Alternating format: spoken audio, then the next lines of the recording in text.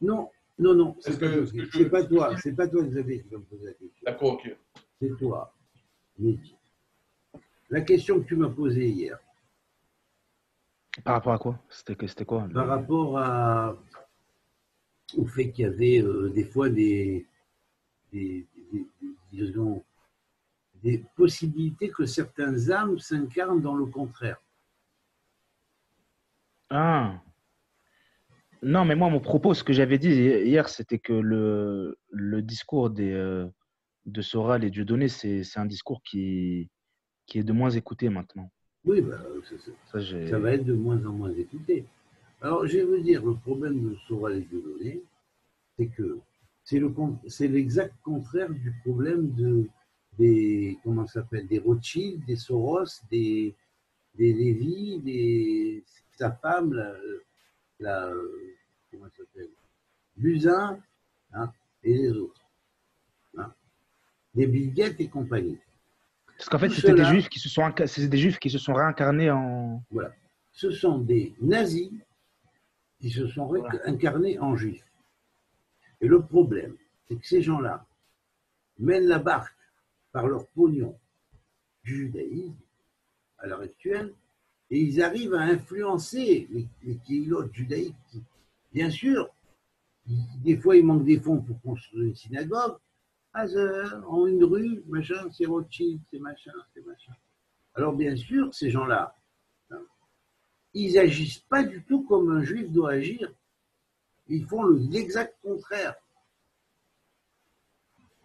Accepter d'être mêlé à ce qui est avec le virus, vous ne pouvez pas savoir à quel point je suis choqué. J'ai été choqué, beaucoup ont été choqués de voir le nombre de juifs qu'il y avait là-dedans. Et c'est pourri. Tu entends Lévy, tu entends Buzyn, tu entends.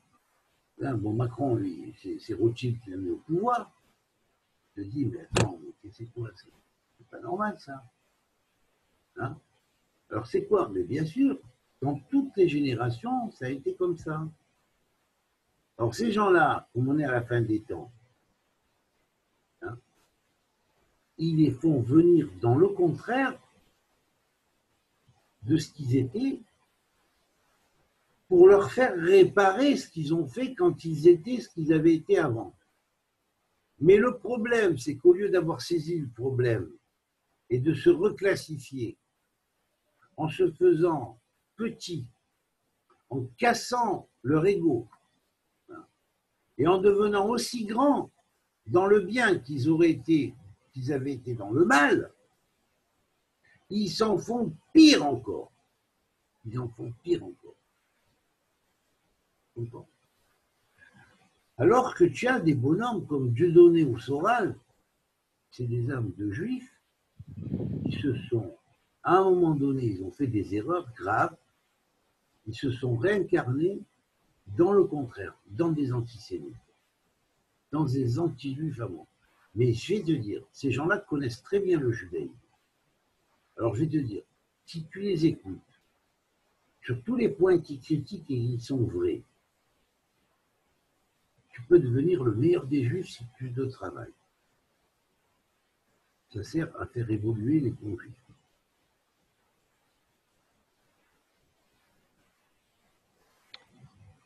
Donc moi, en quoi je vais me mettre avec le CRIF et dire « Ouais, vous avez vu ce qu'il a dit, machin. » Ouais, laisse-le parler, au contraire. Travaillons-nous pour le contraire. Mais en fait, ça veut dire qu'ils.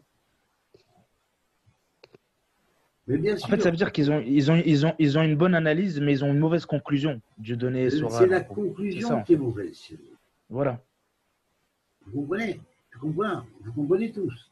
Moi, je crois que je prends Soral, des fois, sur des points qu'il maîtrise bien, il a une super analyse hyper brillante. Absolument. Et le problème, c'est que je pense que Soral, parce que Dieudonné, je dis pas ça parce qu'ils peuvent écouter et dire ouais, ce type, il veut diviser Soral. Moi, je ne suis pas là pour diviser. Je parle de ce que j'ai analysé. Soral, des fois, sur certaines analyses, est brillant. Le problème, c'est que par orgueil, il croit qu'il va être bon partout. Et des fois, il fait des analyses très décevantes sur des domaines qu'il ne maîtrise pas. Complètement. Donc, il fait des Alors il dit, super ouais, bonnes la notes. Kabbale, mais la Kabbale, tu ne peux pas mettre toute la Kabbale dans le même sac. Et tu ne peux pas utiliser le terme Kabbale dans le sens où ça veut dire conspiration.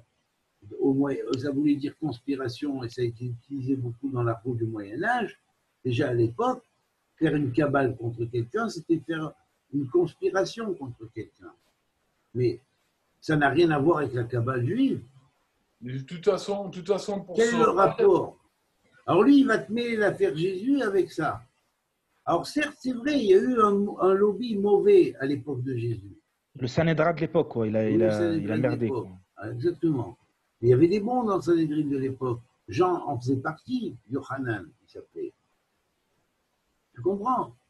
Alors bien sûr, quand tu vois qu'il y a ça, je dis, mais attends, là, ça dépasse toutes les bornes, là. mais pour Soral, par exemple, ce que j'ai remarqué, ce qui est aberrant, et plus j'avance dans la compréhension, ma petite compréhension de la Kabbale, pour lui, Kabbale égale numérisation, c'est-à-dire finance. Mais Voilà. voilà, numérisation, C'est la finance. réponse Mais qu'il fait. alors Ça, il va pas dire ça. Non, mais attends, tu te rends compte? Alors moi, quelle numérisation de finance j'ai? Il y a un meilleur kabbaliste que moi dans la génération, il n'y en a pas. Je te dis la vérité, ça, je ne pense pas. Hein?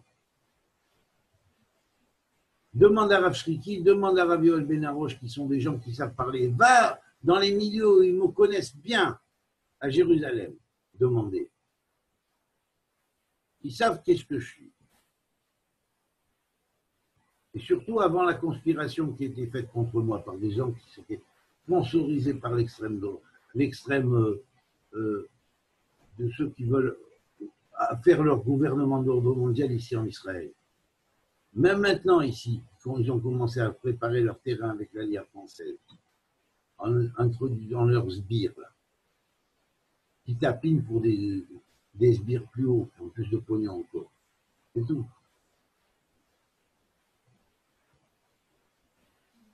C'est tout. Donc, il faut bien voir ces choses-là.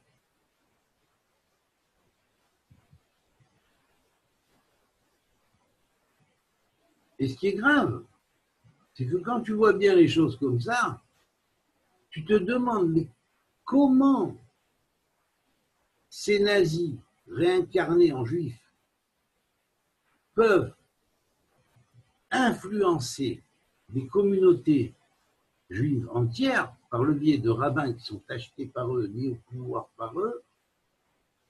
Pas tous, hein, bien sûr, loin de là. Mais par le biais de certains rabbins qui ciblent et qui accèdent à des postes fondamentaux auxquels ils font exprès de façon à ce qu'il y ait beaucoup de public. Vous comprenez? Alors, ces gens-là vont diffuser des messages qui, bien sûr, sont mauvais. Les nations, quand ils entendent ça, ils disent, mais quoi, c'est ça, les juifs? Donc, ils font quoi? Ils créent de l'antisémitisme, ces gens-là. Et les rabbins qui leur servent on pourrait dire d'intermédiaires, hein, de propagateurs de leur doctrine, sans le savoir, ils sont manipulés. Eux, ils disent, non, on a une bonne paye, c'est bien. C'est tout ce qu'ils voient. Ils ne voient pas, ils sont complètement aveugles, ils sont complètement ignorants. Ils ne savent même pas que ça existe. Vous comprenez? Et après, ça retombe sur tout le peuple juif qui sont encore plus éloignés. Quand à l'époque, certains de ces rabbins salopards, quand ils ont vu que j'ai sorti mon livre de Gog et Magog, j'ai dit, montez en Israël, faites comme ça, parce que vous allez voir avec le temps, ça va se passer comme ça, et comme ça, et comme ça, et comme ça. Ils ont dit, non, vous ne lisez pas son livre. Celui qui lit son livre, il a un chérem sur la tête. Un chérem, c'est-à-dire un décret, comment on appelle ça, un chérem. Oh, un chérem, c'est un... Fatwa. Hein, Oui. comment? C'est une fatwa. Oui, c'est comme une fatwa dans l'islam. Comment on appelle ça? Une Bonsoir, David. excommunication. Voilà. David, bonsoir. Voilà, c'est ça. Un chérem. Ouais, c'est une En fait, tu es mis à l'écart par la communauté. Voilà, tu es mis à C'est-à-dire l'écart que par la communauté. plus personne ne te parle. T'écoute. Voilà, c'est ça. Il décrète des choses en plus qui éloignent les gens automatiquement. comprends ce que je veux dire? Par leur magie noire du Kherem, ils décrètent ces choses-là et ça te met en isolement. C'est ça. Voilà. Ouais, mais c'est un peu Alors, facile de mettre les gens en Kherem. Hein. hein, comment? C'est un peu facile de mettre les gens en Kherem. Absolument, c'est ce que je t'ai dit. Alors donc, quand ils ont décrété ça, ils l'ont fait. Malgré qu'à l'époque, Rabbi David Pinto, quand il est venu à Nice, quand il a dit, vous avez consulté, un élève à moi lui a dit, vous avez consulté le livre de David Lelouch qu'il a fait envoyer à plusieurs rabbins ici et tout. Et il a dit oui. Il a dit, mais les David Lelouch, il n'y en a qu'un tous les 2000 ans. S'il avait écouté, toute la communauté de Nice aurait été depuis longtemps unifiée, Ah oui. et même toute la communauté juive française aurait été unifiée. Il n'y aura plus comment dire, les rejets d'une communauté à une autre. Et il y aurait même eu la paix avec les non-juifs du monde entier qui auraient découvert leur point juif. Pas leur point juif, c'est pas le bon mot, leur point Youd, c'est-à-dire le point de Youd d'Israël, qui est le point qui va évoluer après en spirale. C'est tout. Mais non. Ces gens-là, non. Ils n'ont pas voulu. Alors, ils ont propagé comme ça, et ça fait des années, ça fait des années. Et après, certains salopards, parmi ceux qui avaient participé de près ou de loin à cette conspiration qui avait eu à l'origine, déjà dès 1993, ils se sont mis à les approuver et à signer un tampon pour refaire quelque chose d'encore plus fort contre nous.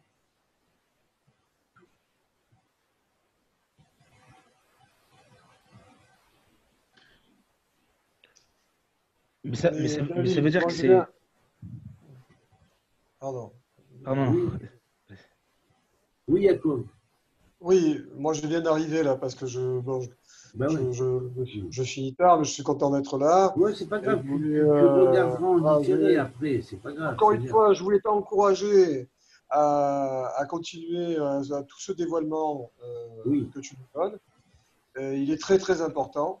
Oui, je compte le faire, je compte continuer. comme, Merci beaucoup, Jacob, des comme le fait encouragements. le Rav Menaché, comme le fait le Rav Menaché, le Rav Dinovich, le Rav Yoel Ben Arouche, ils avancent, ils donnent des informations de la partie sode, de la partie cachée dont on a besoin aujourd'hui pour comprendre Oui. notre existence. Et surtout, ils disent très haut et très fort que les Juifs de France ou d'ailleurs, c'est le moment de revenir sur sa terre et de faire la mitzvah de vivre sur la terre d'Israël. Alors moi, je vais te dire quelle est mon opinion. Alors, je vais te dire quelle est mon Et opinion. moi, je voulais t'encourager encore à intervenir dans des émissions de Zoom, là, parce que moi, je les écoute. En fait, le matin, je me lève très tôt. Par exemple, demain, je vais à Haïfa, j'ai 2 heures de route. Ah oui. Alors, j'écoute 2 cours. Ah, cours, super. Bah ouais, t'as raison. voilà. Pourquoi pas. Merci beaucoup. Alors, je vais te dire mon opinion là-dessus. Il y a certains rabbins qui ont dit oui, si vous n'êtes pas rentré en Israël avant le temps, alors ils font que répéter des choses pour lesquelles ils m'avaient condamné avant. Mais ils ne disent pas, on avait condamné le louche quand il disait ça, mais aujourd'hui on est revenu sur ça et on le dit autrement. Mais vous le dites autrement, mais vous le dites mal. Parce que le louche, il va vous dire maintenant, il va bien préciser les choses. Hein? Parce que le louche, il va vous dire aujourd'hui, certes, il y a un problème entre les communautés en France, c'est vrai. Et il y a des dangers de rester en France ou ailleurs, à cause de l'islam intégriste. Mais, d'abord, il y a une protection divine d'Hachem. 2, si les gens Il y a eu le temps de voir un peu le masque. si les gens se connectent avec la mission des Juifs dans un monde qui devient Israël tout entier, où tout le monde devient droit avec Dieu, ils n'ont rien à craindre. Parce qu'en fait, le Mashiach, il est déjà là. Il a déjà fait le travail de jonction entre les deux mondes. Même s'ils ne le voient pas parce qu'ils sont aveugles pour le moment, et qu'ils n'ont pas d'oreilles pour écouter. Hein? Mais le Mashiach, il est déjà là. Il a déjà fait le travail. Donc, les Juifs peuvent rester aussi en galoute. Mais il faut qu'ils aient une raison de rester en galoute. Ils ne doivent pas rester en galoute pour leurs affaires, pour le pognon. Mais s'ils restent en galoute, en ce qu'on appelle la galoute, le monde extérieur d'Israël, maintenant qu'Israël a été redonné au peuple d'Israël, eh bien, si c'est pour unifier l'humanité, il n'y a aucun problème. Hachem, il est d'accord avec lui, il est béni. Et ils seront bénis. Et plus bénis que ceux qui sont ici sectaires encore. Qui se gargarisent du fait qu'ils sont arrivés en Eretz Israël, comme font les sionistes. Je rappelle, David, que Rambam, à son époque, Oui. il a pratiquement été mis en kherem par rapport à toute son étude, ses écrits, alors qu'aujourd'hui... Il était très détracté, le Rambam, bien sûr, c'est vrai. Alors, je vais te dire, dans tous ceux qui ont été détractés, c'est tous des étincelles qui étaient Cheskat Mashiach. Ouais. Exactement. Toutes les étincelles qui étaient Cheskat Mashiach, ils sont arrivés à les détracter à un tel point qu'ils ont été obligés, pour certains, de brûler leurs œuvres ou de se ployer, en partie au moins. C'est tout. Sinon, ils perdaient leur statut, ils étaient complètement exclus.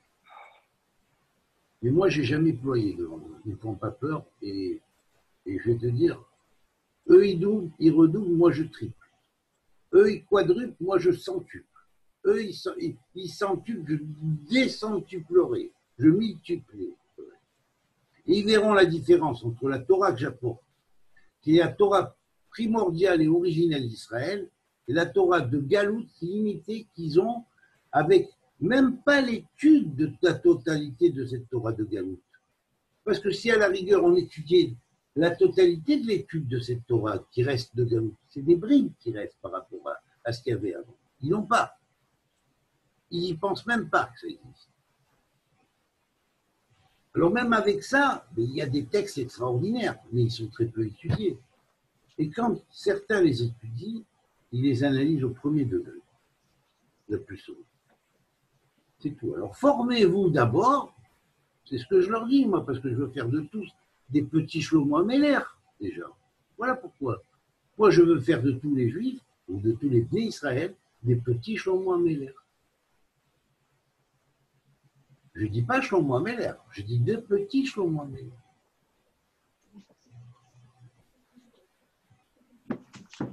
S'ils deviennent tous des petits Talmud, des petits David Lelouch, ils seront tous des petits Shlomo Améler déjà.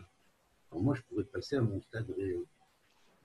Et tant qu'ils ne sont pas prêts, ce n'est pas possible. David, une chose, est-ce que les Juifs, ils sont prêts à accepter de se remettre en cause, de se remettre à plat pour recevoir Mashiach? Pour recevoir quoi? Est-ce que les Juifs sont prêts à se remettre en cause, à renier certains trucs pour recevoir Mashiach? C'est ça le problème. Je pense que le peuple juif est prêt. Mais je pense que le peuple juif est freiné par ses rabbins. Mais il y a aussi comme toute la planète. Hein. Comme toute la planète. Toute la planète a un couvercle sur la tête. Je pense que le peuple chrétien, que les chrétiens sont prêts. Le problème qu'il y a, c'est tous ces pasteurs, ces machins, ces curés, ces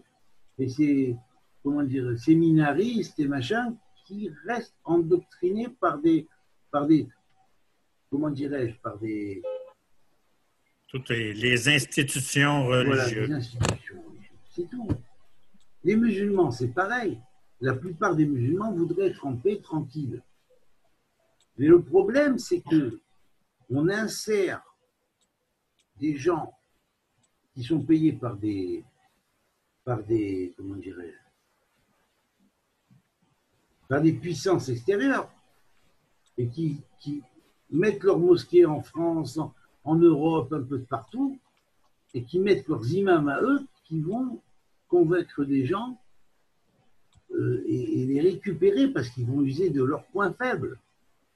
Ils ont très bien étudié la psychologie des gens qui sont fourrés dans les banlieues, qui sont là, qui ont été un peu mis à part, qui sont mal intégrés dans les pays où ils sont. Et ils vont jouer sur ces points-là pour précisément les endoctriner dans un sens qui n'est pas correct. Vous comprenez? Et s'en servir après comme bombe, comme chair à canon. Voilà, c'est tout. On leur met dans la tête qu'ils vont voir 70 vierges là-haut s'ils se font péter. Le mec, il est en mal d'amour. 72, hein, très important. Ah bah ouais, bah moi si je vais avoir 70 vierges, c'est impeccable. Je vais rentrer, je vais être comme un roi là-haut. Il n'a jamais eu une vierge qui a regardé. Les vierges, c'est les plus proches. Les autres, elles sont plus bon. Comment? Non, c'est un détail. Je disais, les vierges, c'est souvent les plus moches. Ah oui, mais ça c'est évident. Ça c'est évident. Ouais. On ne leur précise pas que les vierges qui les attendent, ce sont des vierges parce que personne jamais n'en a jamais voulu. Voilà, non, écoute-moi, j'ai.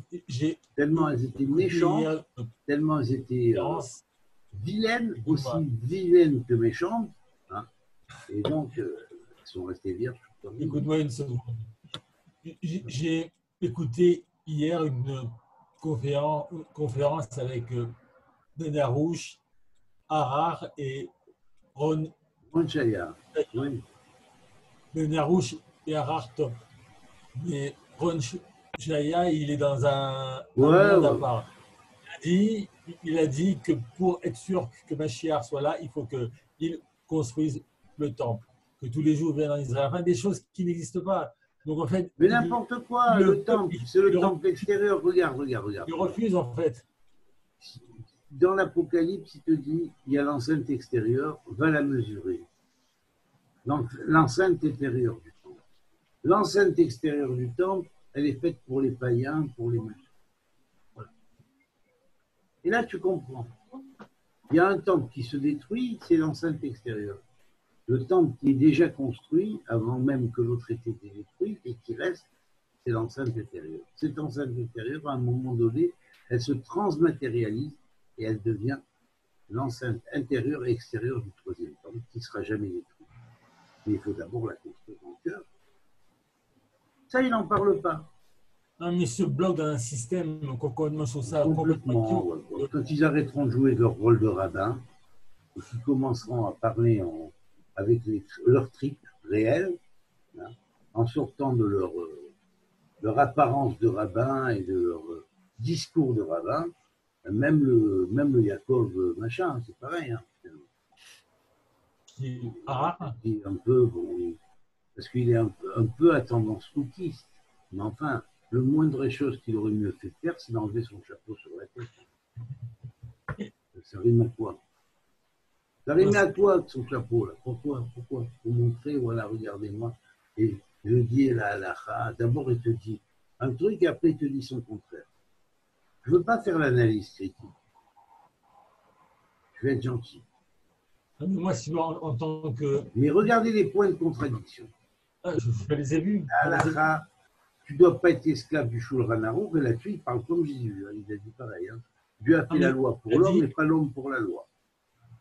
Il a dit qu'il ne fallait pas écouter le Shulchan Aruch. Oui, il a dit. Et après, il a dit oui, il faut faire Shabbat, il faut faire ci comme ça, il faut faire ci comme ça. Et tout le monde est resté bloqué chez lui. Et comme ça, on ne touche pas les femmes, comme ça, on... Qu'est-ce que tu vas axer sur ces trucs extérieurs-là? Qu'est-ce que tu vas m'obstiner avec ça? Apprends-moi d'autres choses, non? C'est ça. C'est ça. Pense bien, il n'y a que ça qui tient dans la tête pour ramener, il n'y a que ça que tu ramènes à chaque fois. Enfin, le mieux, c'était Benarouche. Benarouche, c'est top. Hein. Moi, Benarouche, c'est top. C'est un ami et on a étudié à la même yeshiva ensemble. C'est top, hein, franchement. Ah oui. Ben ouais. Mais Chaya, c'est vraiment nul. Hein. Ouais, mais... je suis pas... Donc, en fait, c'est ce que tu m'as dit. Il reprend beaucoup de choses que j'ai dit sous une autre manière et à chaque fois, il les reprend avec ses erreurs à lui. Oui, tu comprends ce que je veux dire? C'est ça le truc. Et il ne cite pas. Une fois, je l'ai pris en flagrant délit comment ça s'appelle De plagiat. De plagiat. Et il a commencé à trembler. Oui, vous êtes qui, monsieur? Je lui dis, ben, je suis l'auteur du livre que vous avez cité, donc vous avez piqué près de 18 idées suivies l'une derrière l'autre pour faire votre démonstration, et sans avoir cité même pas mon nom. Et ni le livre. Et excusez-moi, monsieur Lelouch, je suis désolé, on m'a donné ce livre, mais on m'a dit, tiens, prends tout ce que tu peux prendre là-dedans, mais ne le cite pas. Qu'est-ce qu'il a dit ça? Moi, je serais curieux de savoir qu'est-ce qu'il a dit ça. Je serais curieux de savoir qu'est-ce qu'il a dit ça. Et qu'il soit pas loin de M, A, Eliaou M, ça ne m'étonnerait pas, ou pas loin de lui. Que ça ne Mais m'étonnerait même, pas. hein, même si Dis-moi. quelqu'un lui a dit, ça se fait pas de pas Évidemment, citer et la la Torah. source. Alors j'ai raconté ça à Yoel C'est Ben Arosh anti-divin. aujourd'hui. Il me dit, ouais, ah, je ne savais pas, mais il me dit, mais comment? Mais Alpi Torah, c'est assourd de ne pas citer à d'avoir les C'est chèvres assourd. Anti-divin. Ah ouais, alors déjà, il ne cite pas les choses. Et regarde la différence par rapport au Rambam, qui lui appliquait vraiment la halakha. Il compare avec ce mec. Moi, je dis ce mec parce que moi, c'est pas un rave. Il a deux noms, que le rave de nom. Rave, ça veut dire maître, c'est pas un maître. Un maître, c'est quelqu'un qui connaît la voix.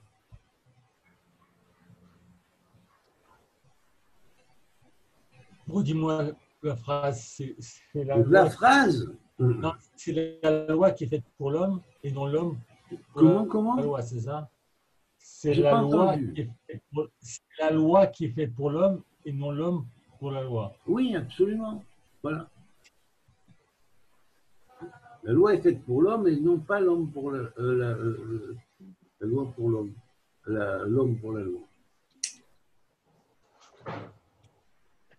Et à propos du 72, cette année, même la date du calendrier Oui, grégorien, absolument. ça faisait 72. Oui, c'est vrai. C'est vrai.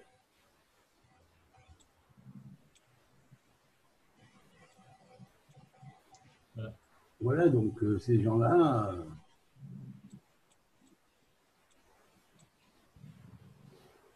Le Rambam, donc, sur Aristote, qui n'était pas juif, comme lui, comme le Rambam. Le Rambam a cité. Donc, quand bien même tu ferais de moi un mécréant et que tu dirais, pour moi, ce mec, il n'est pas juif, tu te mettrais déjà en tort par rapport à la halakha, par rapport au Rambam. Alors, ferme ta gueule avec ta halakha, ça vaut mieux. Va l'enseigner aux poules de ton poulailler si tu en as. Va apprendre. Retourne à la case départ. Ça vaut mieux. Mais le problème, c'est que dans le monde juif, il y a plein de gens qui se disent religieux et qui sont bloqués sur le Shulchan. Complètement, mais il n'applique pas. Il n'applique pas. C'est insupportable. Il y en a un, il est là. Alors tout le monde l'applaudit là-bas chez Eliaou M, tu vois. Mais il a vu ce que Eliaou M il a fait à David Lelouch. Il en a eu ouï dire. Il le sait. Il continue à tapiner pour Eliaou M. Alors tu veux, on cire pas les bottes à Eliaou M, hein, et en allant à l'encontre de la loi de la Torah. On est normalement destiné à exécuter telle qu'elle doit s'exécuter, en commettant et en laissant commettre par Eliaou M le Motzi Shemra et le Lachon Hara, plus le faux témoignage par voie d'individus intermédiaires. On le sait, ça.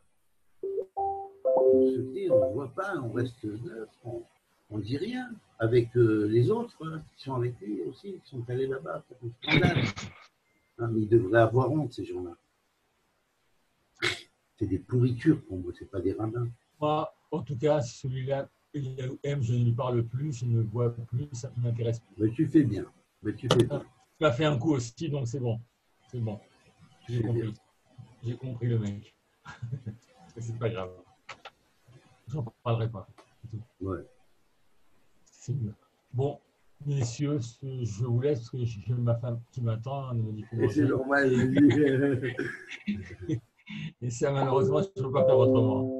Ce que Ah bah femme ouais, veut, puis Dieu le veut.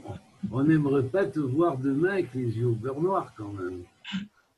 Aucun risque. Je rigole, je Faire rigole. avec notre femme, mais pas avec les yeux au beurre noir. Non, non. Bon, allez, ça peut être- Allez, Allez, écoute, bonne nuit, à demain. ouais.